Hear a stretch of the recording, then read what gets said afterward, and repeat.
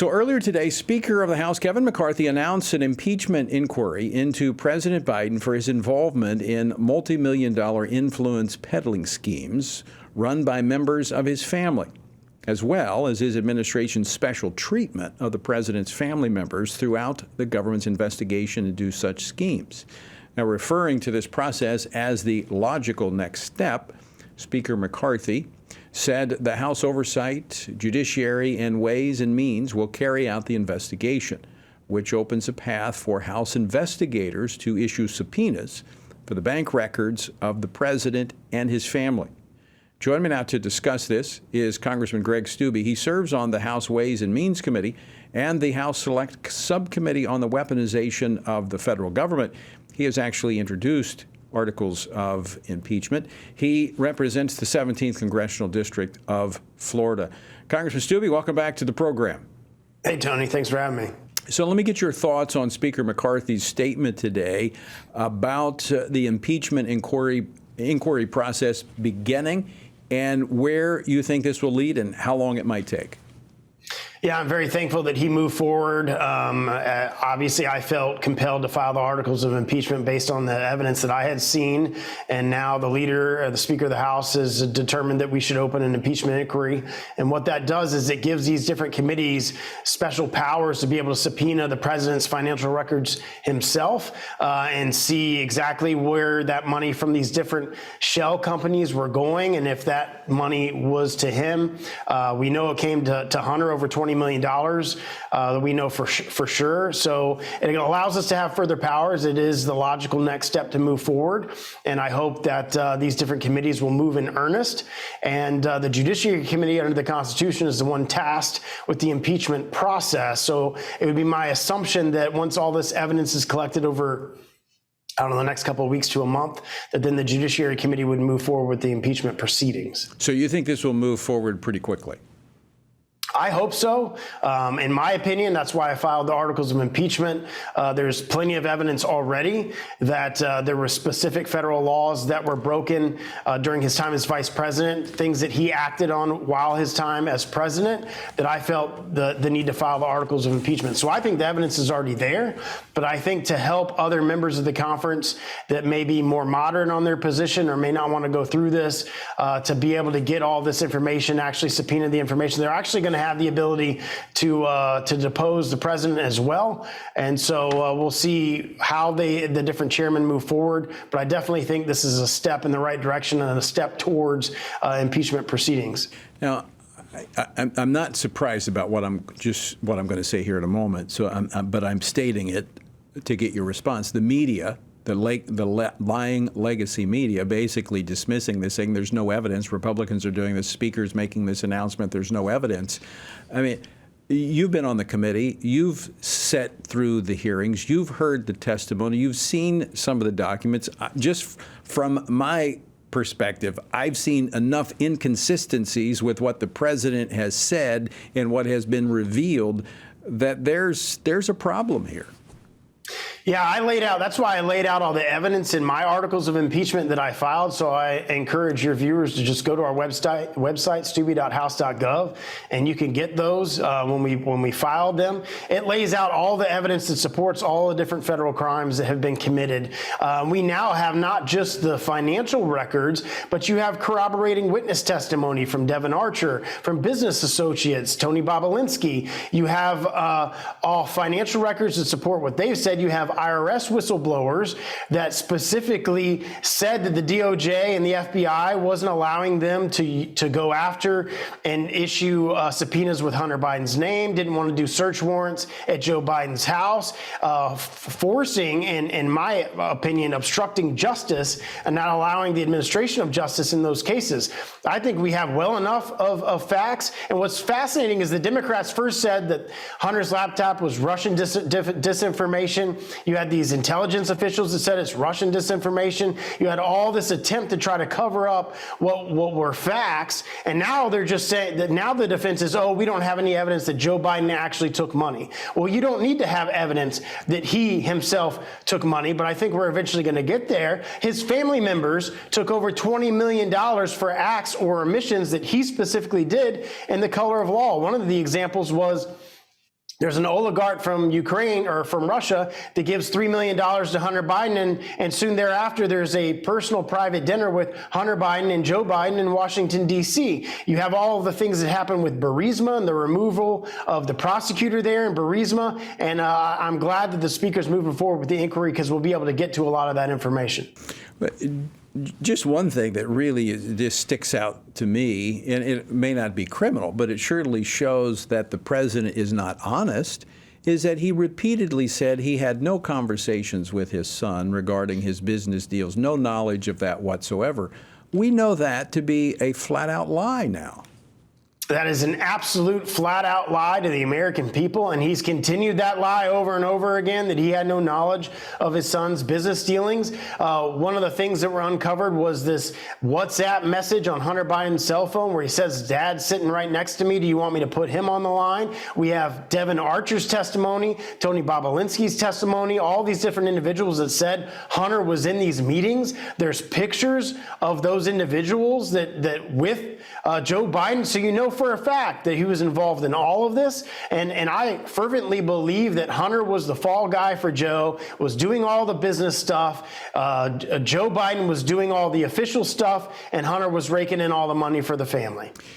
Based on what you've seen, obviously we're talking about criminal behavior here and conduct, but it's hard not to see this and not come to a conclusion as well that this affected the outcome of the 2020 election.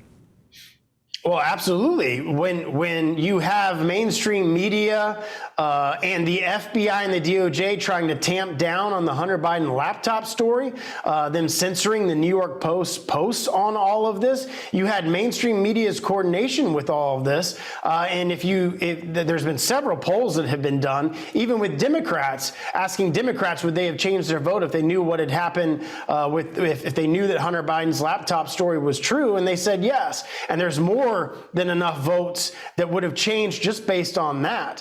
So yeah, this absolutely affected the last election, and the mainstream media and the FBI and the DOJ were all complicit in trying to hide and cover up all of this activity that was going on.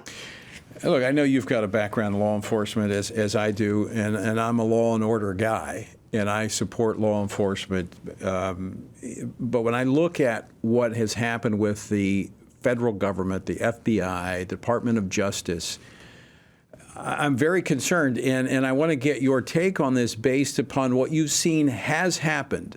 Are you concerned that this could still be going on, that we may see manipulation of the process even going into the 2024 election? Yeah, and we're seeing it right now with Hunter Biden's sweetheart deal that he got that fell apart when the judge started asking very simple questions. We're seeing it now with Merrick Garland appointing a special counsel in the Hunter Biden case, the same prosecutor who told the statute of limitations on a number of the different more egregious crimes. And this is from testimony from the whistleblowers, not me saying it. This is testimony of the IRS whistleblower saying that the prosecutor was slow walking these crimes so that the statute of limitations would toll and they wouldn't be able to charge them. And they did that so that when Congress goes after this information, they can hide behind the fact that it is, quote, an ongoing investigation and they can't answer any of our questions. So all of this is calculated. All of this is going on, and it's gotten worse since Joe Biden's been president because he's in control of appointing the people that's in charge of the DOJ and the FBI. Congressman Steube, that's kind of an MO, a mode of operation that we've seen of this administration. When Congress has launched an investigation, all of a sudden you see the appointment of a special counsel or an investigation. Is that all designed just to hide the information from Congress? I believe it is 100% because they can hide behind the fact that it's an active investigation and they don't have to give us the information that we're requesting. All of this is calculated, even so much so of when the different things are happening with Trump. When there's an indictment with Trump, it surprisingly coordinates with bad press that's going on with either Hunter Biden's case or Joe Biden's case. And the mainstream media only reports about the things about Trump and not what is happening with Joe Biden and Hunter Biden. So, Congressman Congressman Steube, what do Americans need to do? Those that are watching this program, listening to this program, of course, one thing I know from the Bible, Luke chapter 18, Jesus says men ought to pray and not lose heart. I think we need to be praying right now for where our nation is, praying for the truth to be revealed.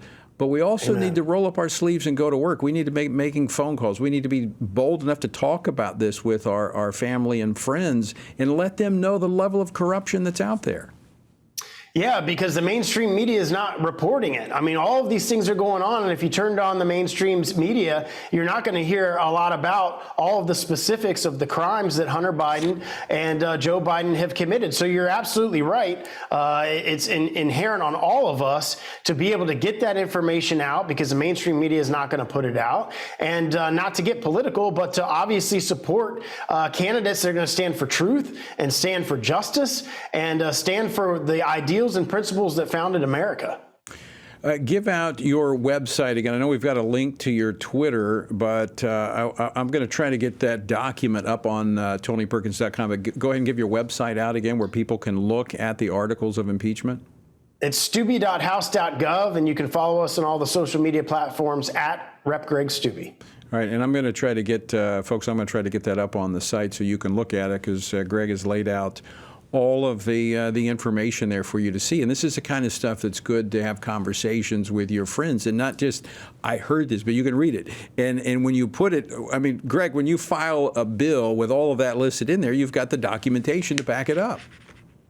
Yeah, and through, thankfully, all the different investigations that 3 different committees in Congress have been doing, everything from the Ways and Means, from the IRS piece, to oversight on all the different financial dealings, to the Judiciary and the Weaponization Committee, we've gathered a treasure trove of information and evidence, and it's hard looking at that, regardless of your political affiliation, to not know that crimes have been committed and not see that crimes have been committed. So that the left and the mainstream media can deny all day long that there's no evidence that Joe Biden was involved in this. There is tons of evidence that Joe Biden was involved in this. So much so, just with Burisma, that he got the prosecutor removed that was going after Burisma in Ukraine. I mean, and then Hunter Biden's making $90,000 a month for that. So now that the impeachment inquiry is open, we'll be able to go after the specific financial information of President Joe Biden and Hunter Biden, and that should open up a lot more facts and evidence before the American people. You've had subpoena power, but what has been the limitation thus far?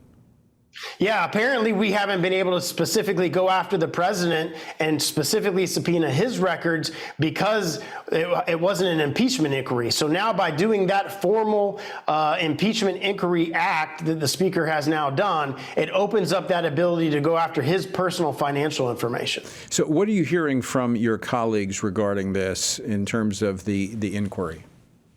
Well, my conservative colleagues obviously feel like I do that it's about time that we're moving forward and doing this. There's a litany list of evidence to support an impeachment inquiry. I mean, think about, I've sat through 2 impeachment proceedings in my 6 years in Congress when I was on the Judiciary Committee, and they impeached Trump for a phone call to a foreign leader. And you sit there and you read all of this evidence, all this testimony, corroborating witness testimony, financial records, financial evidence, to sit back and not do anything when bribery and corruption and all these other federal crimes have been committed, I think would be a complete miscarriage of justice. Yeah, I mean, it certainly reeks of a double standard, no question about it. Congressman Greg Steube, always great to see you. Thank you so much for joining us today and for fighting the good fight. Yep, thanks for having me.